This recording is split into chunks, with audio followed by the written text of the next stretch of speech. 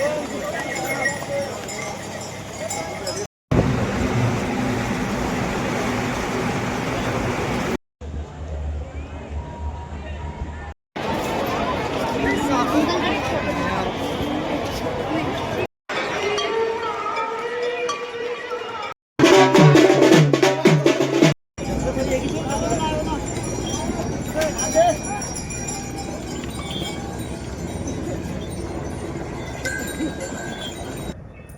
হর মহাদেব।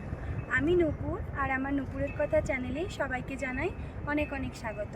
তো আমরা এখন আছি দেবভূমি উত্তরাখণ্ডের শ্রী কেদারনাথ ধামে। এই যে বাবার মন্দির প্রাঙ্গণেই আমরা আছি। আর এই চারিপাশে পাহাড়, বরফে ঢাকা। এই যে চারিপাশের ভিউটা জাস্ট দেখো, সাদা বরফে মোড়া পাহাড়, তার মধ্যে সোনালি রোদের আলো ঝলমল করছে। তো আমরা দুর্গাপুর থেকে আমাদের কেদারনাথ ধামে যাত্রা শুরু করেছিলাম।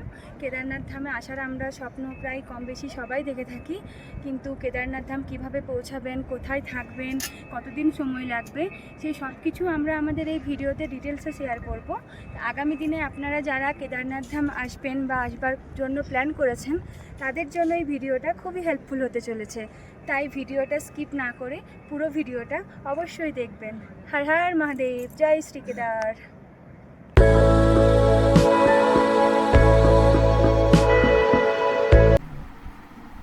আমরা এখন এসে পৌঁছে গেছি দুর্গাপুর স্টেশনে।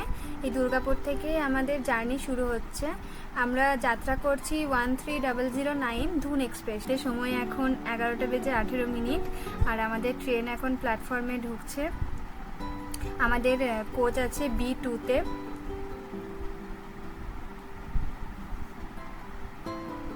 নাম নিয়ে ট্রেনে উঠে পড়লাম, ভীষণ এক্সাইটেড।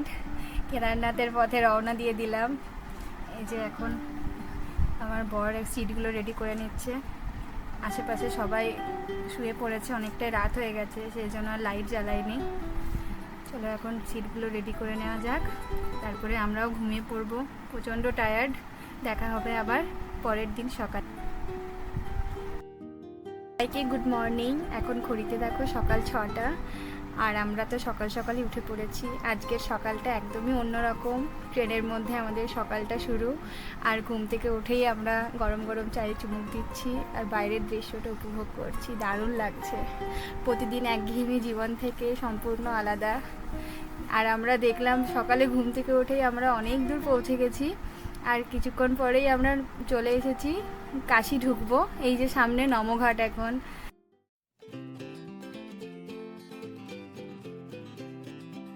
পৌঁছে গেছি, দেখো হরিদ্বার স্টেশনে নেমে পড়েছি। হরিদ্বার পৌঁছানো মানেই মহাদেবের শহরে পৌঁছে গেছি। আমরা স্টেশনের বাইরের দিকে যাচ্ছি। স্টেশনটাও খুব সুন্দর, সাজানো গোছানো। আর আমাদের ট্রেনটাও খুব একটা লেট করেনি। এই যে দেখো স্টেশনের বাইরেটা খুব সুন্দর, যেন এক মন্দির শেপে করা। আর এই সামনেই দেখো, স্টেশন থেকে বেরিয়েই দর্শন পেয়ে গেলাম বাবা মহাদেবের। কি অপূর্ব মূর্তি, দারুণ লাগলো সকাল সকাল বাবার দর্শন করে। এই যে আর এক বাবার মহাদেবের মূর্তি আমরা দর্শন করে নিলাম। মনটা একদম ভালো হয়ে গেল সকালে বাবাকে দেখতে পেয়ে। এরপর আমরা স্টেশন থেকে বাইরের দিকে যাচ্ছি। তো দেখো অনেকেই ট্রেন থেকে ডাইরেক্ট নেমে কেদারনাথের জন্য বেরিয়ে পড়ছে, কিন্তু আমরা আজকে কেদারনাথ যাচ্ছি না। আমরা আজ হরিদ্বারে স্টে করব, এখানে সাইট সিন করব, তারপর পরের দিন কেদারনাথের উদ্দেশ্যে রওনা দেব।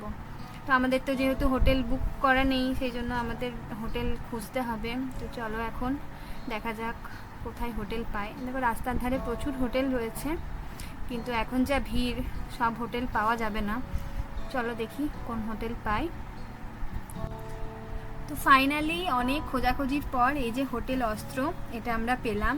এখন প্রত্যেকটা হোটেলেই বুকিং রয়েছে। অনেক খোঁজাখুঁজির পর এই হোটেলটা আমরা পেলাম। ভালোই আছে মোটামুটি, স্টেশন থেকে 1 কিলোমিটারের মধ্যেই আছে। তো চলো তোমাদেরকে রুমটা দেখাই। এই হচ্ছে রুম। এই যে দেখো একটা বেডের সামনে একটা ছোট ওয়ার্ড্রপ আছে, আর বেডের দুপাশে দুটো ছোট ছোট ড্রয়ার দিয়েছে। যেহেতু এখন গরম, তো এসি তো নিতেই হবে। মোটামুটি রিজনেবল আছে, যেহেতু এখন পিক সিজন, ভালোই লেগেছে। তো চলো এখন ফ্রেশ হয়ে নেওয়া যাক, প্রচণ্ড টায়ার্ড লাগছে। এরপর আমরা হরিদ্বারে এসেছি, গঙ্গা স্নান তো করতেই হবে। তো চলো, এই যে আমরা চলে এসেছি এখন গণেশ ঘাটে। এটা আমাদের হোটেল থেকে পায়ে হাঁটা ওই 5 মিনিটের পথ।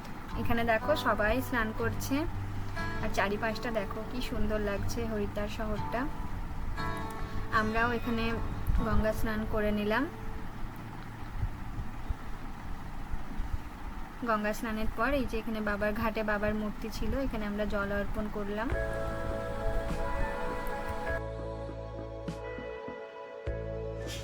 আমরা তো গঙ্গা স্নান করে অনেকক্ষণ চলে এসেছি, এসে হোটেলে কিছুক্ষণ রেস্ট নিয়ে নিলাম। তারপর আমরা এই যে রেডি হয়ে গেছি, এই হচ্ছে আমাদের লুক দুজনের। আমরা এখন বেরোচ্ছি হরিদ্বারের সাইট সিন করতে, মা মনসা দেবীর মন্দিরে যাব। ওখান থেকে দেখা যাক আর কোথায় কোথায় যাওয়া যাক। তো এখন বাজে 1:30, চলো বেরোনো যাক।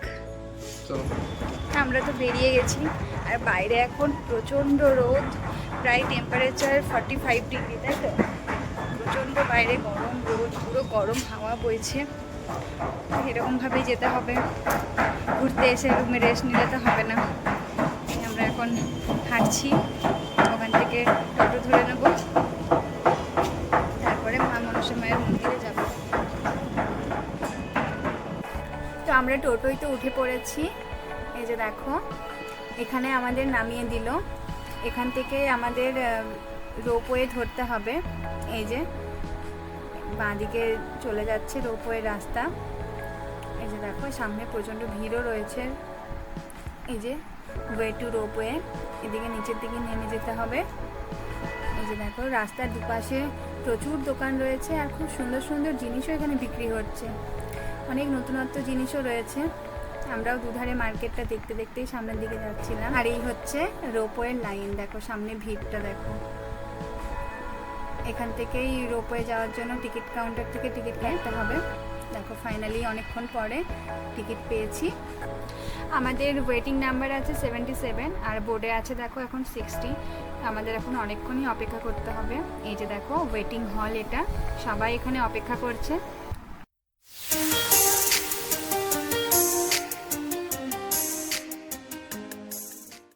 ফাইনালি অনেকক্ষণ অপেক্ষা করার পর আমরা উঠে পড়েছি রোপওয়েতে, আর এখন আমরা ওপর দিকে উঠছি। দেখো কত সুন্দর লাগছে নিচেটা, অনেকটাই ওপরে উঠে গেছি। আর এই নিচে দেখো হরিদ্বার শহরটা, কি অপূর্ব লাগছে পুরো শহরটা। মা গঙ্গাকেও দেখা যাচ্ছে। আর এই যে চলে এসেছি মা মনসা দেবীর মন্দিরে, সকাল দর্শন করে নাও সবাই মা মনসা মায়ের মন্দিরে। মনসা মায়ের মন্দির থেকে আমরা বেরিয়ে পড়েছি হারকিপৌরি ঘাটের উদ্দেশ্যে। এই যে এই রাস্তা ধরে আমরা এখন যাব হারকিপৌরি ঘাটে, যেখানে সন্ধ্যায় গঙ্গা আরতি হবে। এই হচ্ছে হারকিপৌরি ঘাট। চারিপাশে দেখো সবাই বসে পড়েছে গঙ্গা আরতি দেখবে বলে। আর এই মধ্যে দিয়ে মা গঙ্গা বয়ে গেছে, দারুণ লাগছে, অপূর্ব। আর গঙ্গা স্রোত প্রচণ্ড, এই যে দেখো স্রোতটা প্রচণ্ড স্রোতে মা গঙ্গার দিকে বয়ে চলেছে আপন গতিতে। আমরাও বসে পড়লাম গঙ্গা আরতি দেখবো বলে। এই যে দেখো সবাই এখন প্রস্তুতি নিচ্ছে, এর কিছুক্ষণের মধ্যেই গঙ্গা আরতি শুরু হয়ে যাবে।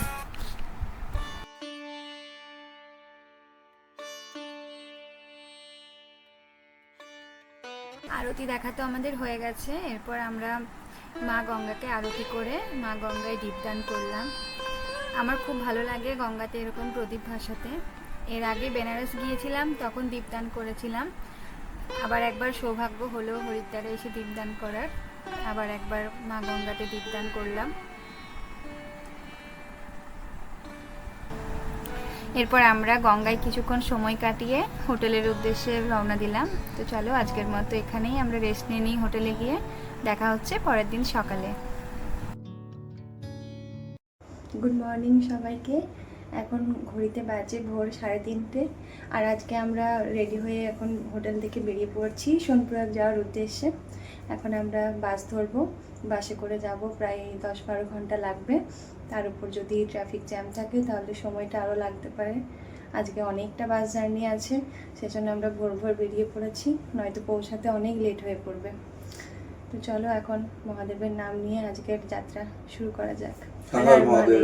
এই যে দেখো বাস স্ট্যান্ডের কাছে প্রচুর ট্রাভেলার্স রয়েছে, যেখান থেকে চারধামের জন্য বাস কার দুটোই বুকিং করা যায়। আর এই যে সামনে জিপগুলো রয়েছে যেগুলো সোনপ্রয়াগের উদ্দেশ্যেই যাচ্ছে শেয়ারে, ওই ভাড়া পড়ে মোটামুটি 1500-1600 করে, তবে সিজন অনুযায়ী ভাড়াটা চেঞ্জ হয়। আমরা তো শেয়ার কারে যাব না, আমরা বাসের যাব, সেই জন্য আমরা বাস স্ট্যান্ডে চলে এসেছি। এই হচ্ছে আমাদের বাস, চলো বাসে উঠে পড়া যাক। বাস তো আমাদের ছেড়ে দিয়েছে, আর কিছুক্ষণ যাওয়ার পরেই আমাদের চোখে পড়লো এই রাস্তার ধারে বাঞ্জি জাম্পিং। দেখো সবাই কত সুন্দর মজা নিচ্ছে। পাহাড়ের গা ঘেঁষে আমরা সরু আঁকা বাঁকা পথ ধরে এগিয়ে চলেছি সামনের দিকে। চারিপাশে শুধু পাহাড় আর পাহাড়, বাইরের দৃশ্যটা অপূর্ব লাগছিল।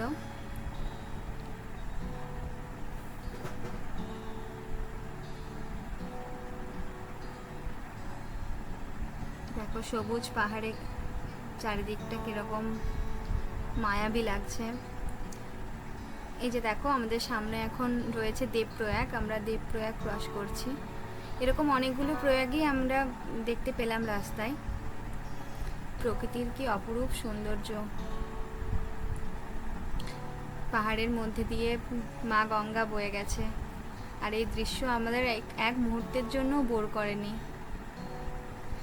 সারাদিনের জার্নি আমরা এই দৃশ্য দেখতে দেখতেই পার করে দিলাম। সত্যি প্রকৃতির কি অপরূপ সৃষ্টি। এই যে দেখো এখানে আমাদের বাস দাঁড়িয়েছে দুপুরের খাওয়া দাওয়ার জন্য। এই সামনে রেস্টুরেন্ট রয়েছে, এখান থেকেই সবাই দুপুরের লাঞ্চ সেরে নিচ্ছে। আমরাও এখান থেকে দুপুরের খাবার খেয়ে নিয়ে আবার বাসে উঠে পড়েছি। বাস আবার রওনা দিয়ে দিয়েছে। আর এই সামনে দেখো এই সরু রাস্তা দিয়ে আমরা উপর দিকে উঠেই চলেছি, রাস্তা আর শেষ হয় না। আর উপর থেকে নিচে যখন তাকাচ্ছি কি ভয় লাগছিল। দেখো এখন তো রাত হয়ে গেছে, আর আমরা এখনো আছি সীতাপুর বাস স্ট্যান্ড থেকে এখন 2 কিলোমিটার আগে। রাস্তায় প্রচুর জ্যাম, বাস এখন এগোতে পারবে না, সেজন্য আমরা সকলে এখন নেমে পড়লাম। পায়ে হেঁটেই আমাদের 2 কিলোমিটার হাঁটতে হবে, তারপরে আমরা পৌঁছাবো সীতাপুর বাস স্ট্যান্ডে। সেখান থেকে আবার গৌরীকুণ্ড যাওয়ার জন্য জিপ নেব। এই যে দেখো এটা হচ্ছে সীতাপুর বাস স্ট্যান্ড। আর রাত্রে আলোতে কি সুন্দর লাগছে চারিপাশটা দেখো। রাত্রি 1:52, আর আমরা এখন সোনপ্রয়াগে পৌঁছে গেছি। প্রায় 12 ঘন্টা জার্নি, আমাদের 16 ঘন্টা লেগেছে। রাস্তায় প্রচুর জ্যাম। অনেক আগে আমরা বাস থেকে নেমে প্রায় 3 কিলোমিটার হেঁটে এখন আমরা এই ক্লাব রুমে এসেছি। এখানে আমরা আমাদের লাগেজ রাখলাম।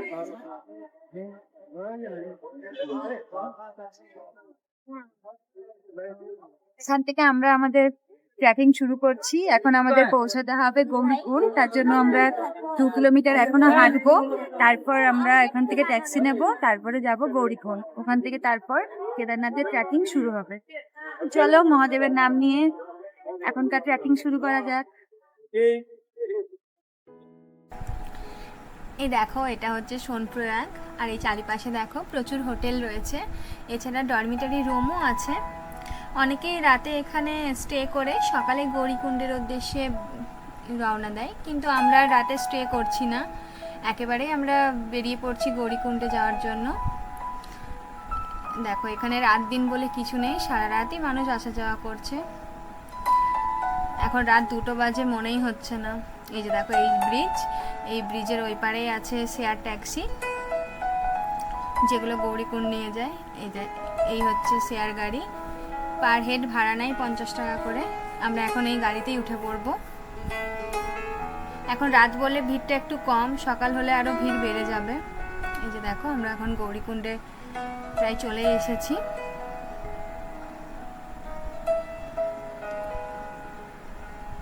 গৌরীকুণ্ডে তো আমরা নেমে পড়েছি। এই যে দেখো এই হচ্ছে সেই পবিত্র কুণ্ড, এটা ছেলেদের স্নান করার জন্য, এর পাশেই আছে মেয়েদের স্নান করার জন্য। এই হচ্ছে শ্রী কেদারনাথ ধামের গেট, এখান থেকে আমাদের ট্রেকিং শুরু হয়। তো চলো বাবা মহাদেবের নাম নিয়ে ট্রেকিং শুরু করা যাক। হর হর মহাদেব। এই যে দেখো এখানে ঘোড়াগুলো দাঁড়িয়ে রয়েছে, এখান থেকে দর্শনার্থীরা ঘোড়ায় চড়ে ওপরে যায়। বার্গেনিং করে নিতে হবে, ওরা রেট প্রচুর বলে। ঘোড়া ছাড়াও পিট্টু পালকি সমস্ত কিছুই আছে, কিন্তু আমরা পায়ে হেঁটেই যাব। জানি না কতক্ষণে পৌঁছাবো। চলো এখন হাঁটা যাক, এখন তো পুরো অন্ধকার।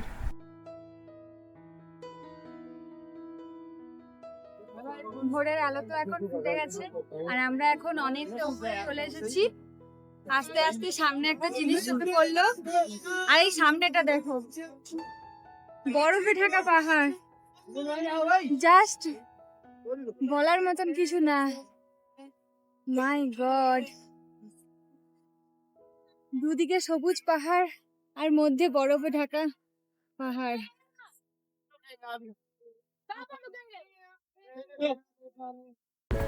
অনেকটা দূর আসার পর এই ফ্রুট চাটের দোকানগুলো দেখতে পেলাম।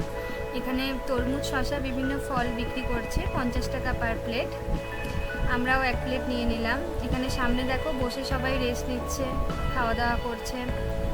রেস্ট নেওয়ার জন্য খুব সুন্দর জায়গাটা, অনেকটা স্পেস আছে, বসার অ্যারেঞ্জমেন্টও রয়েছে। আমরা কিছুক্ষণ রেস্ট নিয়ে তারপর আবার সামনের দিকে হাঁটতে শুরু করলাম। কেদারনাথ ধাম আসার জন্য আমার মনে হয় শরীরের জোরের থেকে মনের জোরটা বেশি থাকা প্রয়োজন, কারণ শরীর অনেক আগেই হাল ছেড়ে দিচ্ছে, শুধু আমরা মনের জোরেই সামনের দিকে এগিয়ে চলেছি।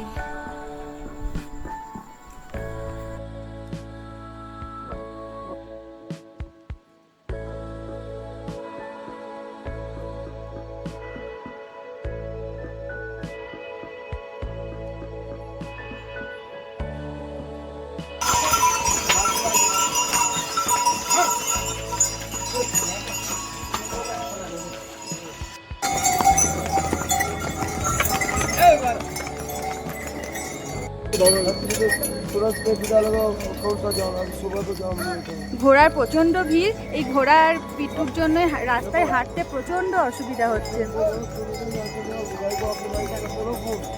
এই যে রাস্তাটা সামনে চলে গেছে, এখন এই রাস্তা দিয়ে আমাদেরও যেতে হবে, অনেক ওপরে যেতে হবে।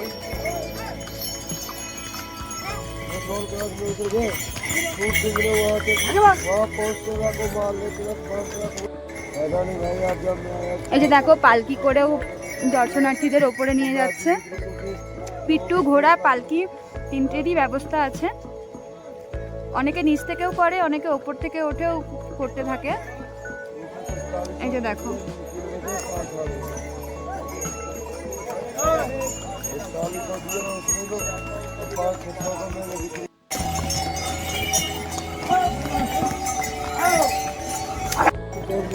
সকাল থেকে তো আমরা হেঁটেই চলেছি, সেই ভোর থেকে আমরা হাঁটা শুরু করেছি। এখন তো 6:30 বাজতে চলেছে, প্রায় অনেকটা উপরে এসেছি, কিন্তু রাস্তা এখনো অনেক বাকি।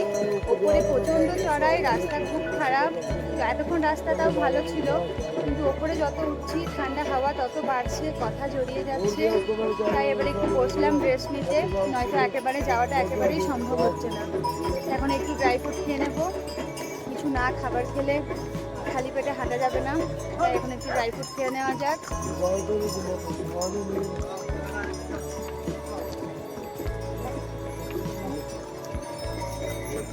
এই হচ্ছে আমার বর, তাহলে প্রথমে নিজে খাবে, তারপর আমাকে খাওয়াবে। রেস্ট তো নিয়ে নিয়েছি, বেশিক্ষণ বসলে পৌঁছাতে অনেক দেরি হয়ে যাবে, তাই এবার আবার হাঁটা শুরু করতে হবে। জানি না এখন কখন পৌঁছাবো, হাঁটা যাক এখন, দেখা যাক। মহাদেবের নাম নিয়ে হাঁটছি, খুব কষ্ট হচ্ছে।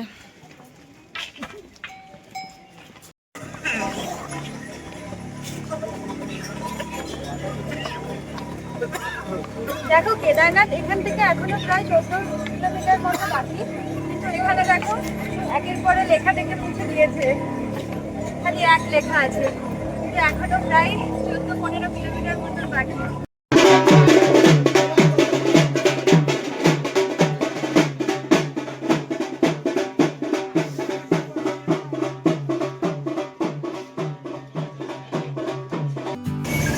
তো আমরা তো এখন প্রায় 10 কিলোমিটার পার করে গেছি। এখন প্রচণ্ড রোদ দিয়েছে, খুব টায়ার্ড লাগছে, আর হাঁটতে পারছি না একদম। এই যে আমার বর এখন ইলেকট্রো পাউডার মিক্স করে নিচ্ছে জলে, এটা শরীরকে প্রচণ্ড হাইড্রেট রাখে। আর এখন এনার্জি প্রচণ্ড দরকার। এখনও অনেকটা পথ বাকি, জানি না মন্দিরে কতক্ষণে পৌঁছাবো, প্রায় সন্ধ্যা হয়ে যেতে পারে। এই ঘোড়াগুলো দেখো, এই ঘোড়াগুলোর জন্য হাঁটা খুব অসুবিধা হচ্ছে, পুরো রাস্তা জুড়ে ছড়িয়ে এরা হাঁটছে, এদের সাথে সাথে হাঁটতে হাঁটতে প্রচণ্ড দেরি হয়ে যাচ্ছে। এখন এই জলটা একটু করে খাবো আর বাকি রাস্তাটা হাঁটবো। আর এদিকে দেখো ওয়াটারফল, দারুণ দারুণ লাগছে, চারিদিকে পাহাড়, ওয়াটারফল, আর সামনে আছে বরফে ঢাকা পাহাড়। চলো আবার যাওয়া যাক বাকি পথটা।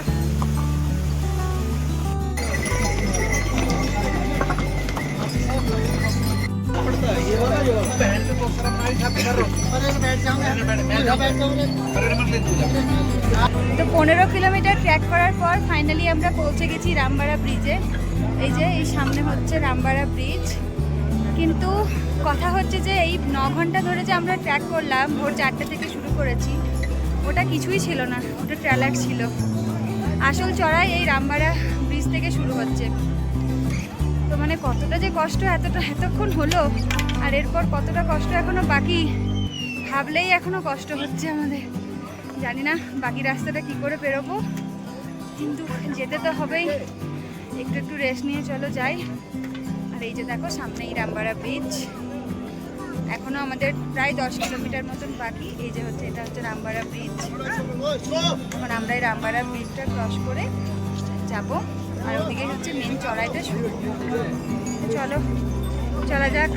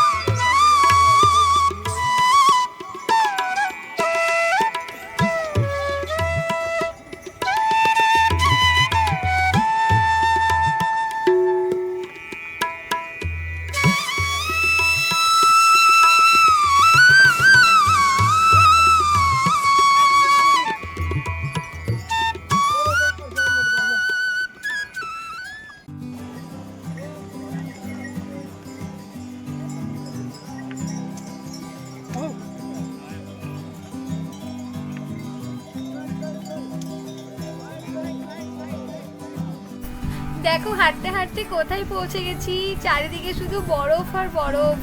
সবাই বরফে খুব মজা নিচ্ছিল, আমিও অনেকক্ষণ বরফ নিয়ে মজা করেছি। এভাবে এতক্ষণ হাঁটার পর চারিদিকে সাদা বরফ দেখতে পেয়ে কি যে ভালো লাগছিল। প্রচণ্ড ঠান্ডা ছিল, হাতগুলো পুরো আমার কনকন করছিল, কিন্তু তাও আনন্দ তো করতেই হবে, এত সুন্দর বরফ চারিদিকে। দেখো আমিও খুব মজা করেছি বরফ নিয়ে, দারুণ লাগছিল, দারুণ। আমরা তো এখন চলে এসেছি লিনচলিতে, আর এই যে এটা হচ্ছে লিনচলির রাস্তা। এখানে অনেকেই দেখো রেস্ট নিচ্ছে, হাঁটতে হাঁটতে খুব শ্বাসকষ্টও হচ্ছে। আর এদিকে দেখো রাস্তাটা পুরো জিগজ্যাগ ভাবে ওপর দিকে কি সুন্দর উঠে গেছে। আমরা এখন এই রাস্তা ধরে ওপরে যাব।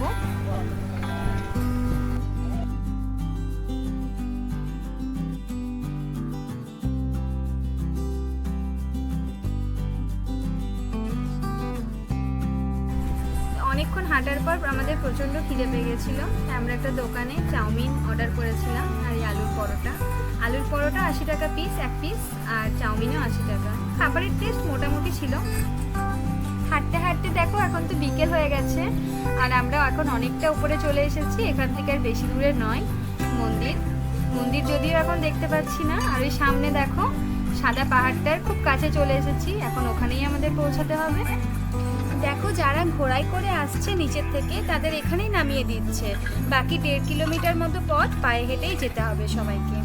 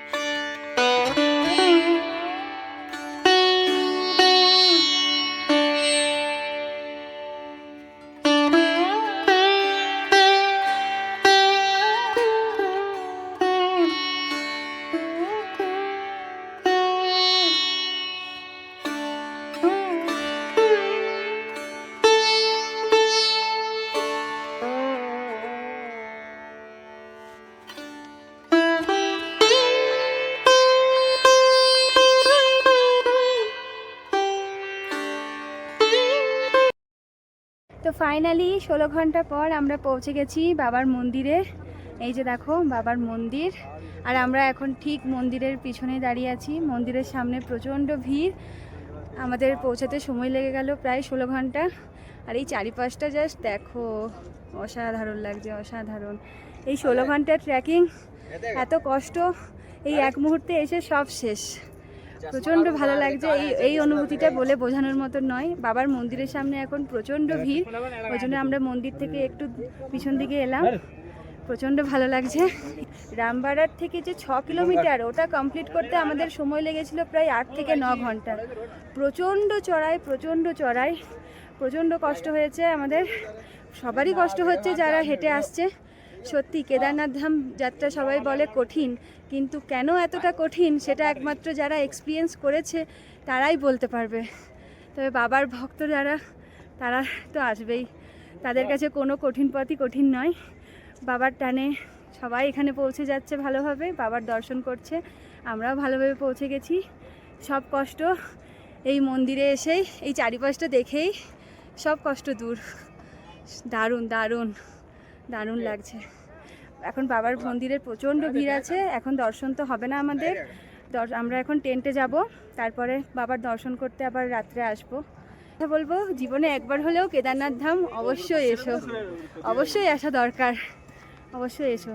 বাবার কাছে কোনো কষ্টই কষ্ট নয়, সব কষ্ট দূর হয়ে যাবে একমাত্র এই মন্দিরে পৌঁছে যাওয়ার পর। আর এই ভিউ দেখো, পাহাড় আর বরফ আর বরফ, আর অসাধারণ অসাধারণ। তো চলো এখন যাওয়া যাক টেন্টে, একটু রেস্ট নিই। প্রচণ্ড ক্লান্ত, ওরও প্রচণ্ড শরীর খারাপ, তাও এখনও দাঁড়িয়ে আছে স্টিল। প্রচণ্ড জ্বর এসছে, তাও বাবার মন্দির থেকে যেতে তো ইচ্ছা করছে না। এখন আমরা টেন্টে যাব, একটু রেস্ট নেব, তারপর আবার দর্শনের জন্য রাত্রি থেকে লাইন দেব। চলো, হর হর মহাদেব। আমরা তো এখন ব্রিজের এই পারে চলে এসেছি, আর এই যে দেখো ব্রিজের ওই পারে আছে বাবার মন্দির, আর প্রচুর কটেজ রয়েছে, তাছাড়া অনেক টেন্টও রয়েছে, আর মধ্যেখান দিয়ে বয়ে গেছে মন্দাকিনী নদী। আমরা নিয়েছিলাম GMVN এর হেমলক কলোনিতে টেন্টটা। এছাড়াও আশেপাশে প্রচুর প্রাইভেট টেন্ট রয়েছে। তো চলো এখন টেন্টের দিকে যাই। এটা হচ্ছে টেন্টে যাওয়ার রাস্তা। টেন্টটা ছিল আমাদের মন্দির থেকে প্রায় 1 কিলোমিটারের মধ্যেই। এই যে দেখো, এগুলো সব হেমলক কলোনির টেন্ট, আর আমাদের টেন্ট ছিল 20 নাম্বার। চলো ভিতরটা দেখাই তোমাদেরকে। এই যে দেখো, ভিতরটা এরকম। এখানে প্রায় ওই 10 জনের মতন সিটিং অ্যারেঞ্জমেন্ট ছিল। স্লিপিং ব্যাগ, ব্ল্যাঙ্কেট সমস্ত রকমই দেওয়া ছিল। চলো এখন একটু রেস্ট নিয়ে নিই, তারপর আবার বাবার মন্দিরে যাব সন্ধ্যা আরতি দেখতে। আমরা তো এখন চলে এসেছি বাবার মন্দিরে, আর আশেপাশে দেখো প্রচুর ভিড় রয়েছে। আর কিছুক্ষণের মধ্যেই সন্ধ্যা আরতি শুরু হবে। এখানে সবাই বসে পড়েছে বাবার আরতি দেখার জন্য। আমরাও বসে পড়লাম বাবার সন্ধ্যা আরতি দেখতে। দেখো চারিপাশে কত মানুষ, কত ভিড়। সত্যি ভাবলেই অবাক লাগে যে আরতি এতদিন ফোনে দেখে এসেছি, ভিডিওতে দেখেছি, আজ সেটা চোখের সামনে। সত্যি ঈশ্বর চাইলে সব স্বপ্নই সত্যি হয়। এই যে দেখো, সবার মতন আমরাও অপেক্ষা করছি সেই ঐশ্বরিক মুহূর্তের সাক্ষী হওয়ার জন্য।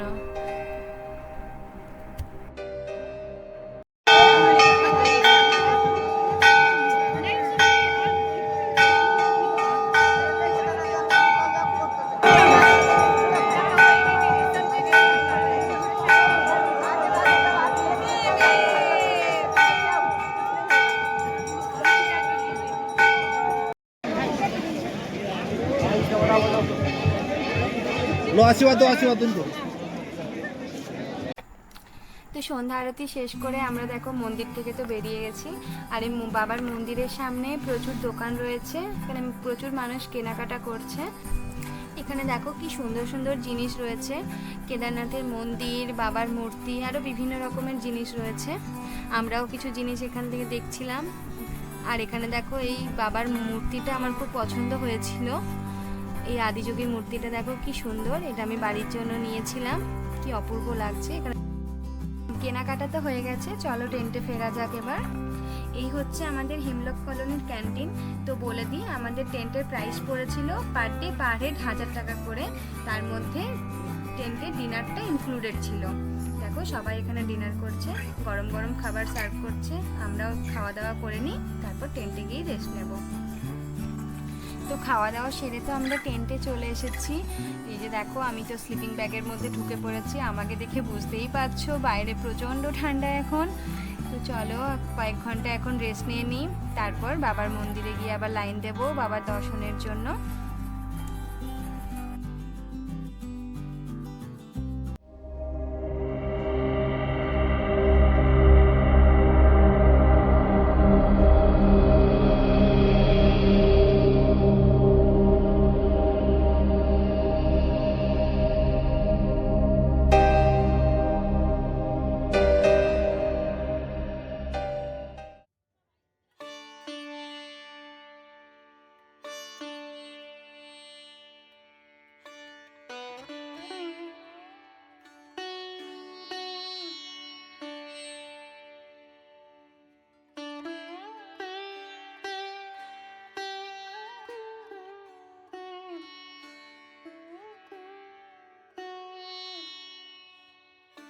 আমাদের তো এই মাত্র দর্শন হলো, এই দর্শন করে আমরা বেরোলাম।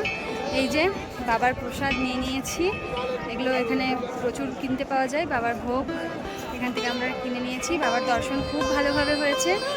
আমাদের 12 ঘন্টা লাইনে থাকার পর আমরা দর্শন পেয়েছি, আর দর্শন করে মনটা পুরো ভরে গেছে, দারুণ দারুণ লাগছে। আমরা তো এখন মন্দিরের পিছনে চলে এসেছি। চারিপাশটা দেখো কি সুন্দর, শান্ত নিরিবিলি। এই যে দেখো, এটা হচ্ছে ভীমশিলা। 2013 সালে যে ভয়াবহ বন্যা হয়েছিল উত্তরাখণ্ডে, তখন এই শিলাই মন্দির প্রাঙ্গণে এসে বাবার মন্দিরকে সুরক্ষিত রেখেছিল। বন্যার জলকে দুভাগে ভাগ করে নিচে পাঠিয়েছিল। তখন থেকেই শিলা ভীমশিলা হিসেবে পুজো করা হয়। সত্যি অলৌকিক দৃশ্য। দেখো এখানে বহু মানুষ তাদের ভক্তি বিশ্বাসের সাথে বাবার মন্দিরে বাড়ি বানিয়ে গেছে। আমিও আমার মনস্কামনা জানিয়ে ছোট্ট একটা বাড়ি বাবার মন্দিরে বানিয়ে আসলাম। বাবা সবার সাথে আমারও মনস্কামনা যেন পূরণ করে। তো আমরা তো এখন যাচ্ছি, দেখো সামনে আছে আদিগুরু শঙ্করাচার্যের সমাধি স্তূপ, ওখানে মানুষ যাচ্ছে, সবাই যাচ্ছে। দেখো আমরাও যাচ্ছি এখন সামনে। এই হচ্ছে আদিগুরু শঙ্করাচার্যের সমাধি স্তূপ। এখানে আদিগুরু শঙ্করাচার্য বহু বছর তপস্যা করেছেন। আর এই চারিপাশটা খুবই সুন্দর, শান্ত, স্নিগ্ধ। চারিপাশের সৌন্দর্য তো অপূর্ব সুন্দর, মন পুরো শান্ত হয়ে যাবে। কেদারনাথ ধাম আসার স্বপ্ন দেখা, সেই স্বপ্নকে সত্যি করা, আর তারপর সেই স্বপ্নকে পেছনে ফেলে রেখে বাস্তবে ফিরে যাওয়া। হ্যাঁ, অবশেষে চলে এলো সেই মুহূর্ত যেখানে এই সমস্ত কিছু পিছনে ফেলে রেখে এবার বাড়ি ফেরার পালা। ফেরার সময় যখন শেষবারের মতন বাবার মন্দিরের দিকে তাকালাম, তখন চোখের কোণে আর জল আটকে রাখতে পারলাম না। মনে হলো যেন বাবার কাছ থেকে অনেকটা দূরে চলে যাচ্ছি। মনের মধ্যে ছিল এক শান্তি, তার সাথে এক ভয়ও কাজ করছিল। কেদারনাথ ধাম আবার আসতে পারবো তো? বাবা আবার আমাদের টানাবেন তো? জানি না পরে আসতে পারবো কি না, তবে কেদারনাথ ধামের যাত্রা আমাদের সারা জীবন আমার মনের মধ্যে এক সুন্দর চিরস্মরণীয় অধ্যায় হয়ে থেকে যাবে।